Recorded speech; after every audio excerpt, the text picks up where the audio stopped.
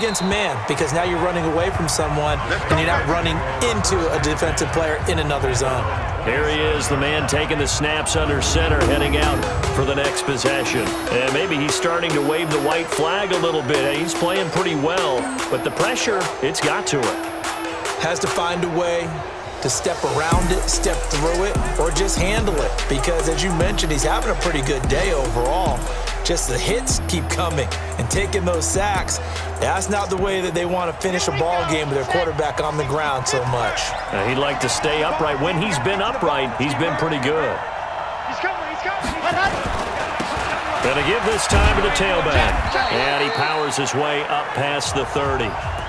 And give him 4 yards there. It'll be 2nd and 6. You know, despite the scoreline, I think they've got to like where they are here. They're on the road and just one big play away from getting right back in this game. I'm going to follow right along with you because the spot they're in now is a credit to their defense. They've kept them in it by making the plays that they've made, and that just means you're one big score away from being right back there. Now the question is, can this offense step up and make that play? Because that's been an issue for them in this game.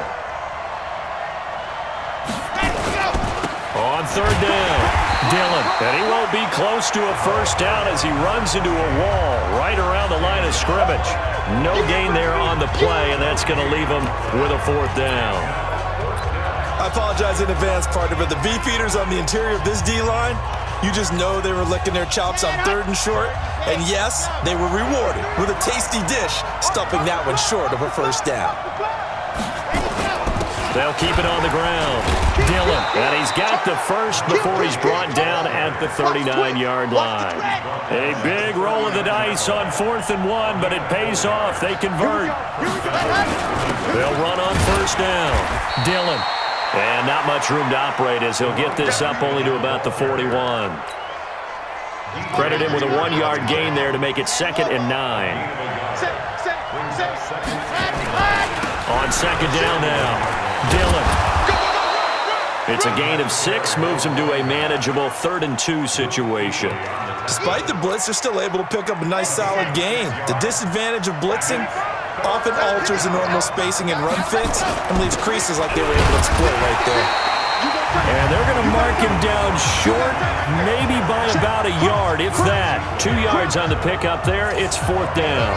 When we talk about Luke Kuechly, you can't talk about his overall game without talking about his intelligence and how he controls the whole defense. He quarterbacks that defense, and at times will actually make checks, just like a quarterback would on offense to get him into the right defense.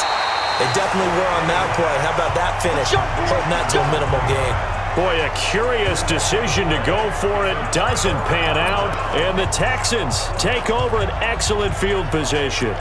Well, that's one of those in-between spots where you like to rely on analytics. Did you like the decision to go for it? Frankly, I did because, you know, I'm an aggressive guy. But that the analytics and the old school go by your feel, that's got to marry up a little bit better because that one felt like an analytics call that someone didn't have confidence in. You know, normally this coach, I think he would have punted the ball. Yeah, calculated risk. It didn't work out. They try to throw on 2nd down, but this one is incomplete. And the line to gain here is the 37 on 3rd down. He'll look to throw, and this is going to be incomplete.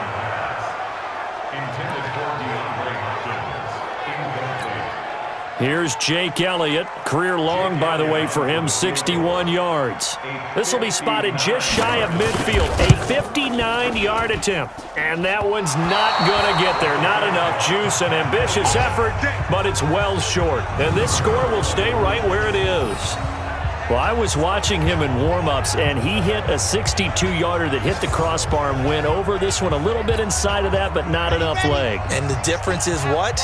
Well, your live conditions, right? Live conditions, game conditions are a whole lot different than practice, where you just pop it up there, no rush, no pressure. I think maybe that takes a couple yards away from you when you have to do it when it's real.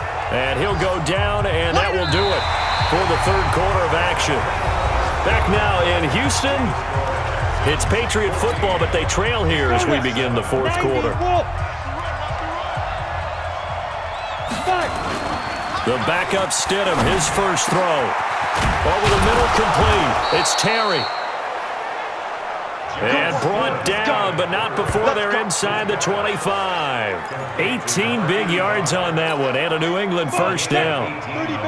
Back-to-back good plays have them on the move on first down. Now Stidham on first down.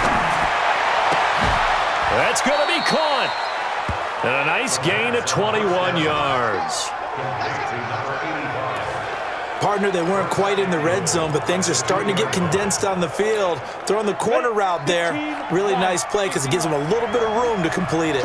Two big plays in succession. Not sure this D knows what hit him, but now they got to get ready. It's first and goal. Rolling to his right.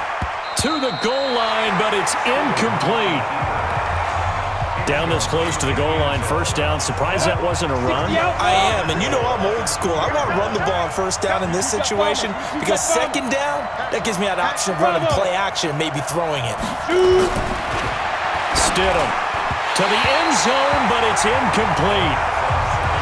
Well, he'd been targeted quite a bit on this drive, and finally I think the guys on the defensive side, they said no more. They slapped the double coverage on him, made it very tough for him to get the ball.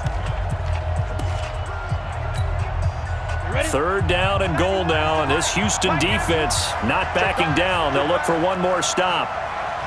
91 is the mark. Let's get it together, defense. Let's get it together. Let's go. On third and goal, Stidham toward the end zone, but that's going to wind up incomplete. You hear the calls for a penalty, but I just don't think so. I think in this situation, the defender was making sure his guy couldn't hold on to the football. So I don't see anything that warranted a flag. No, I'm with you. There was contact, but I'm happy they kept that flag in the back pocket. So on fourth down, out trots the kicker in a big spot here. From the left hash, he'll have to cut this at a tight angle. The kick by Fairbairn is good. And they'll cut the lead back down to 4 now at 14-10. So an interesting call there to take the three. I mean, I guess they're thinking that their hands were tied, but, you know, fourth quarter, that field goal might not help them that much in the end. Yeah, eventually they're going to need the touchdown. The thinking must have been they didn't feel confident about picking it up there, hoping maybe on defense they can get better field position, get a turnover, get a better play, and then they'll have a chance to attack the end zone. This fielded a few yards into the end zone.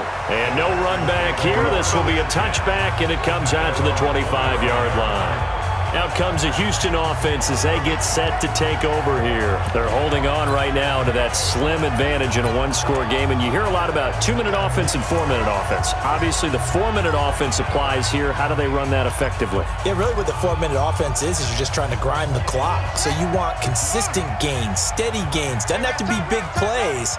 But it has to be plays that gets first downs and keeps the ball away from your opponent. But certainly throwing the ball is in the mix here. It certainly is. Just make sure that you're careful with it. And again, get those first downs, keep possession of the football. A loss of a yard there to start out. That leads to a 2nd and 11. Here's the backup, Jacoby Brissett. Oh, he's got a man wide open, complete. And he gets this one just shy of the 40, down at the 39.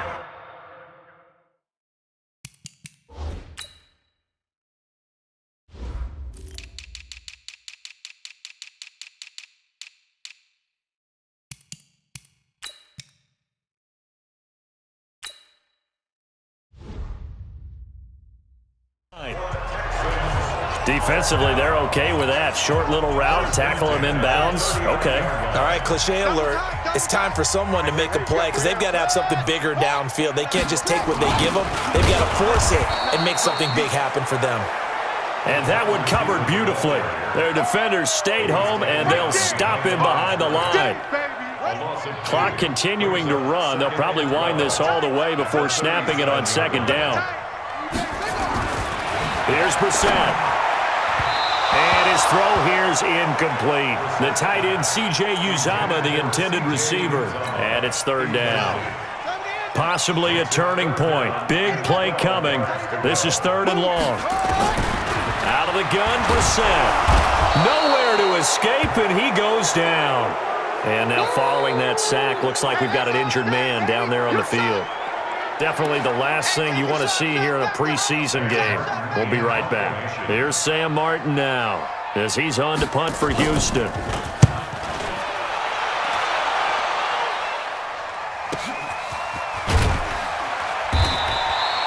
That'll be put in the books as a 53-yard punt. And possession will switch hands, 1st and 10. So the Patriots coming out now. And they had 3 points last time, but they didn't want 3 points because they were well within range of scoring a touchdown. We'll see if they can do better now. I'm with you on that one. Let's just go ahead and be frank about the whole thing. The only one happy about the 3-point? The kicker. Exactly. He put it through the post. That's going to help him at contract time. But that offense, they're thinking, let's get in the end zone this time. I don't know if that helped him at contract time. You could have kicked that one through. I don't know about that. I don't know about that. Super toe. 5 yards on the carry. Good pickup on 1st down. I call that play a success. A nice inside run sets up a very manageable 2nd down. A very solid gain on that play. Now Stidham on 2nd down. Into the hands of the tight end. This is Jordan Thomas. And he'll be taken down, but not before they work it across midfield. 25 yards there on the catch and run. It's so important to tackle well against these guys, but you and I both know it's easier said than done when the guy you're trying to tackle looks like this guy. It's usually going to take more than one man to get him down, and it did right there. So the Patriots with a football as we get you reset. And let's see what they've come up with offensively after having time to talk it over. And he can't get a throw away. He's taken down. Zach Cunningham rolling in to get the sack. Exactly what they were looking for. They've been giving up yardage. They've been letting them drive right downfield, but they got a sack right there. How about that for a little bit of revenge? 6 guys. Check 6 guys. Hey, alert 3. He's checking. Check. Slit. Hey, check. Get it. On 2nd down, Dillon. They get 11 back on that one. It leads to 3rd down. That's exactly what they were looking for. If they get another gain like that, they'll be right there in field goal range. And the tension building. They'll need to get this to the 38. That's where the 1st down marker is here on 3rd. They go screen with Dillon. He's got the 1st down here inside the 30. And he takes it all the way down to the 22. Now the Patriots going to use one of their timeouts as they get the stoppage with a little over 50 seconds left to go in the game. Ready. 10-2, sir. Hey, I'm coming. Ready. Stidham to throw it. That's caught. It's Thomas. And he doesn't quite make it, taking it within an eyelash. Dropped at the 1. Now the Patriots will use the 2nd of their timeouts as they'll stop it with just over 40 seconds to go in the game.